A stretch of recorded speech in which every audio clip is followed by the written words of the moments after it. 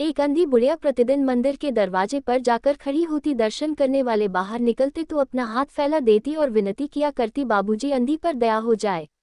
वह जानती थी कि मंदिर में आने वाले सहृदय और दयालु हुआ करते हैं। उसका यह अनुमान असत्य न था, आने वाले 2-4 पैसे उसके हाथ पर रख ही देते थे। बुढ़िया उनको अनेक दुआएं देती और उनकी सहृदयता को सराहती स्त्रियां भी उसके पल्ले में थोड़ा सा अनाज डाल जाया करती। सुबह से शाम तक का इसी प्रकार हाथ फैलाए खड़ी रहती। इसके पश्चात मन ही मन भगवान को प्रणाम करती और अपनी लाठी के सहारे अपनी झोपड़ी की राह पकड़ती। झोपड़ी के समीप पहुंचते ही 10 वर्ष का एक लड़का उछलता कूदता आता और उससे लिपट जाता। वह टटोल कर उसके माथे को चूमती। बच्चा कौन है, किसका है, कहाँ से आया है, इस बात से कोई परिचित न था। 5 वर्ष हुए, पास पड़ोस वालों ने उसे अकेला देखा था। उन्हीं दिनों एक दिन संध्या के समय लोगों ने उसकी गोद में एक बच्चा देखा, वह रो रहा था। अंधी उसका माथा चूमकर उसे चुप करने का प्रयत्न कर रही थी। यह कोई असाधारण घटना न थी, अतः किसी ने भी नहीं पूछा कि बच्चा किसका है।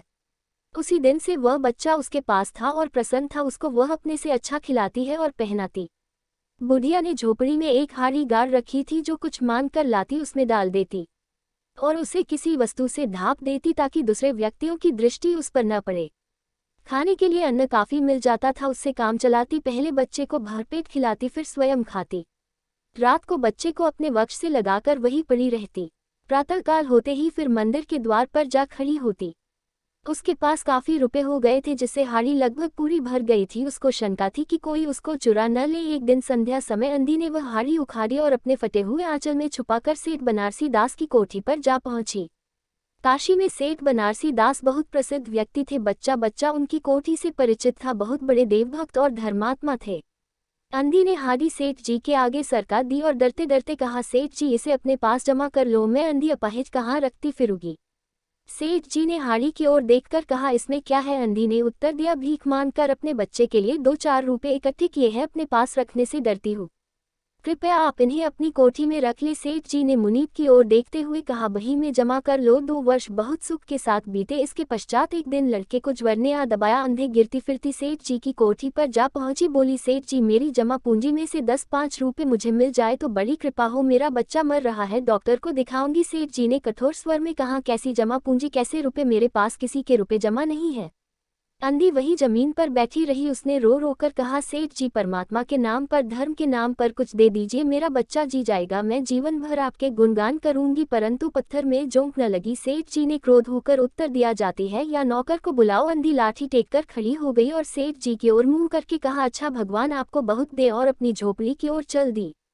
यह आशीष न था बल्कि एक दुखिया का शाप था। बच्चे की दशा बिगड़ती गई। एक दिन उसकी अवस्था बहुत चिंताजनक हो गई तथा प्राणों के लाले पड़ गए। उसके जीवन से बुढ़िया भी निराश हो गई। सेठ जी के अनुचित व्यवहार पर उसे रह रहकर क्रोध आता था। सोचती, इतनी धनी व्यक्ति है, 2-4 रुपए दे देता तो क्या चला जाता है, और फिर मैं उसे कुछ दान नहीं मांग रही थी, अपने ही रुपए मांगने गई थी। सेठ जी से उसे घृणा हो गई। बैठे बैठे उसे कुछ ध्यान आया। उसने बच्चे को अपनी गोद में उठा लिया और ठोकरें खाती फिरती सेठ जी के पास पहुंची और उसके द्वार पर धरना देकर बैठ गई। बच्चे का शरीर ज्वर से भभक रहा था और बुढ़िया का कलेजा भी। सेठ जी पधारे। बच्चे को देखकर उन्हें बहुत आश्चर्य हुआ कि उनकी सूरत उसके मोहन से मिलती जुलती है। उन्हें स्मरण हो आया कि 7 वर्ष हुए जब मोहन किसी मेले में खो गया था, तब उसकी जांघ पर लाल रंग का चिन्ह था।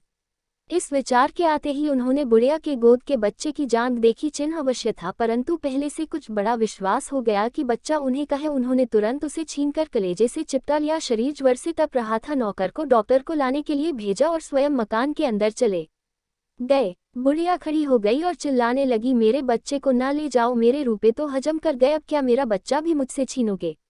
सेठ जी बहुत चिंतित हुए और कहा, बच्चा मेरा है, 7 वर्ष पूर्व कहीं खो गया था, अब मिला है, इसको नहीं जाने दूंगा और लाख प्रयत्न करके भी इसके प्राण बचाऊंगा।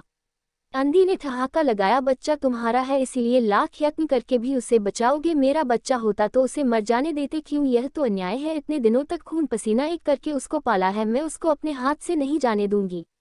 सेठ जी की अजीब दशा थी, कुछ करते धरते नहीं बनता था। कुछ देर वही मौन खड़े रहे, फिर मकान के अंदर चले गए। बुढ़िया कुछ समय तक खड़ी रोती रही, फिर वह भी अपनी झोपड़ी की ओर चल दी। दूसरे दिन प्रातःकाल प्रभु की कृपा हुई, दवा ने अपना जादू का प्रभाव दिखाया। मोहन का बुखार उतर गया। होश आने पर उसने आंखें खुली तो सर्वप्रथम शब्द उसकी जुबान से निकला, मां। चारों ओर अपरिचित चेहरे देखकर उसने अपने नेत्र फिर बंद कर लिए। इस समय से उसका ज्वर फिर से अधिक होना शुरू हो गया।